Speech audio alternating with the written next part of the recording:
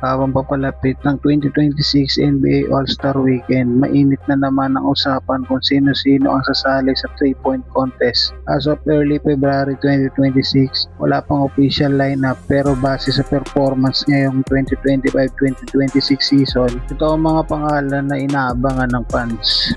Unahin natin ang pinaka-iconic, si Stephen Curry ng Golden State Warriors. Si Steph ay two-time NBA 3-point contest champion. Nanalo noong 2015 at 2021. At kung makasali siya ngayong taon, ito na ang magiging ikawalong appearance niya sa 3-point contest. Ngayong season, tumira siya ng halos 39% mula beyond the arc at leading pa rin sa liga sa 3-point made. Pagdating sa tres, alam natin na automatic threat siya. Kasunod si Michael Porter Jr. ng Brooklyn Nets. Kung mapipili, posibleng unang appearance niya ito sa 3-point contest. Ngayong 2025-26 season, nasa 39% hanggang 40% ang kanyang 3-point shooting. Habang mataas ang volume ng attempts, isang perfect fit para sa contest format. Andyan din si Donovan Mitchell ng Cleveland Cavaliers. Wala pa rin siyang official appearance sa 3-point contest pero this season tumira siya ng halos 38-39% mula sa tres at isa sa mga guards na may mataas na volume at efficiency sa liga.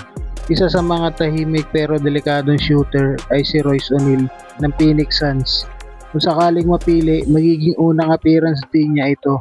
Ngayong season halos 40% pataas ang kanyang 3-point shooting at kilala siya sa consistency kahit mataas ang attempts. At syempre, huwag natin kalimutan si Sam Merrill ng Cleveland Cavaliers. Posibleng unang 3-point contest appearance din niya ito kung sakali. Isa siya sa mga pinaka-accurate shooter sa liga na may 44% to 45% shooting mula beyond the arc at kabilang sa leaders sa 3-pointer made ngayong season. Ngayon, balik tayo sa history. Ang huling nag-champion sa NBA 3-point contest ay si Tyler Hero noong 2025. Sa ngayon, wala pang kumpirmasyon kung sasali siya ulit ngayong 2026. Gaganapin ng 2026 NBA 3-point contest sa 75th NBA All-Star Weekend sa Los Angeles, February 15, 2026. Karaniwan ina-announce ng NBA ang official participants early February kaya anumang oras lalabas na ang final lineup.